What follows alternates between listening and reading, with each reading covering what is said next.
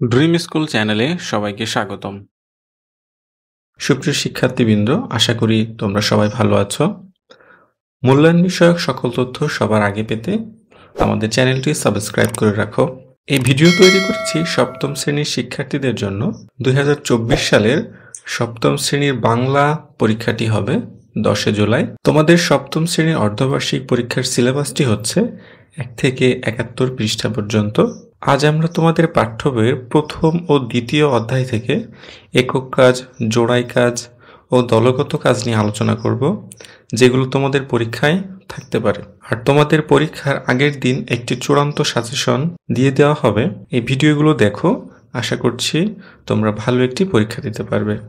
প্রশ্ন 1, দৈনন্দিন জীবনে ব্যবহার করো এমন সর্বনাম শব্দ এবং সেগুলোর যাদের ক্ষেত্রে ব্যবহার করো তার একটি তালিকা তৈরি করো।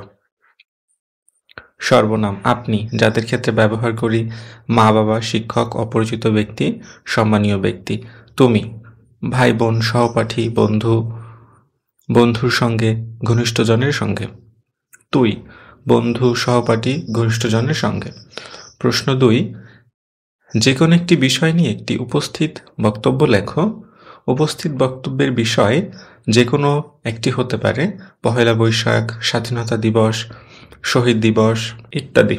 উত্তর: পহেলা বৈশাখ। আমরা পহেলা বৈশাখ নিয়ে একটি উপস্থিত বক্তব্য লিখে দিয়েছি। শুভ পহেলা বৈশাখ প্রিয় সহপাঠী, শিক্ষক এবং প্রিয় ভাই বোন। আজ আমরা একত্রিত হয়েছি আমাদের বাঙালি ঐতিহ্যের অন্যতম গুরুত্বপূর্ণ দিন পহেলা বৈশাখ উদযাপন করতে। এটি বাংলা নববর্ষের প্রথম দিন, যা আমাদের সংস্কৃতি, ঐতিহ্য এবং আনন্দের এক অনন্য মিলন। পহেলা বৈশাখ শুধুমাত্র নতুন বছরের সূচনা নয়, এটি আমাদের জীবনের একটি নতুন অধ্যায়ের সূচনা।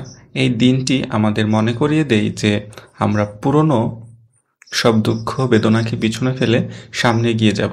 পহেলা বৈশাখে আমরা নতুন পোশাক পরি, বাড়ি পরিষ্কার করি এবং প্রিয়জনদের সাথে সময় কাটাই।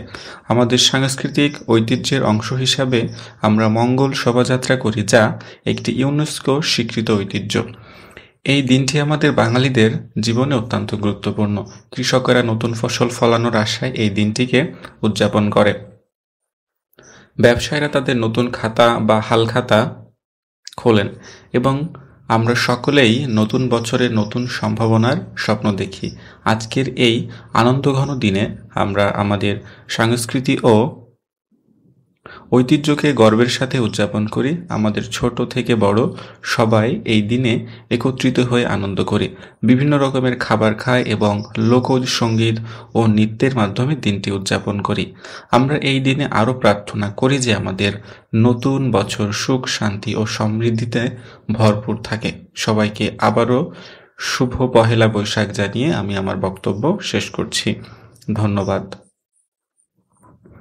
প্রশ্ন 3, যে কোনো ধরনের পরিস্থিতিতে অন্যের সাথে যোগাযোগের ক্ষেত্রে যেসব বিষয় বিবেচনায় রাখা উচিত বলে তোমার মনে হয় সেগুলো লেখো।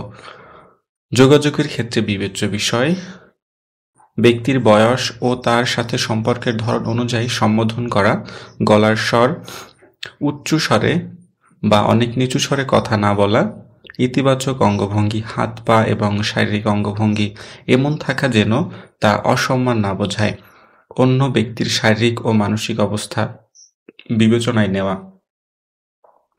যে বিষয়ে আলোচনা হচ্ছে সে প্রসঙ্গের মধ্য থেকে কথা বলা, যে বিষয়ে আলোচনা হচ্ছে সে ব্যাপারে অপর ব্যক্তির মতামত, অনুভূতি ও গুরুত্ব বোঝার চেষ্টা করা, আলোচনার ক্ষেত্রে কতটুকু সময় ব্যয় হচ্ছে তা বিবেচনায় রাখা, চোখের দিকে তাকিয়ে কথা বলার চেষ্টা করা, অযাচিত বা ব্যক্তিগত প্রশ্ন না করা বা আলোচনায় না তোলা, সম্মানজনক শারীরিক দূরত্ব বজায় রাখা, স্থান পরিস্থিতির রীতি নীতি বিবেচনা করা। 4, তোমার এলাকায় ব্যবহৃত হয় এমন আঞ্চলিক শব্দ খুঁজে বের করো এবং প্রমিত রূপ লেখো। আঞ্চলিক শব্দ: প্রমিত রূপ: খাইছি, খেয়েছি, ঝিনাই, ঝিনুক, হানি প্রমিত রূপ হবে পানি, কন্যা হবে কোণে, ছোট ছোট, ঠাডা ঠাডা, বজ্রপাত বিলাই, বিড়াল, হেলা খেলা, কামলা হবে শ্রমিক। আজ আমরা আলোচনা করলাম সপ্তম শ্রেণীর বাংলা বইয়ের প্রথম ও দ্বিতীয় অধ্যায় থেকে পরীক্ষায় আসার মতো গুরুত্বপূর্ণ প্রশ্নসমূহ। আজকের আলোচনা এ পর্যন্তই। পরবর্তী পর্ব দেখার আমন্ত্রণ জানিয়ে এখানেই বিদায় নিচ্ছি।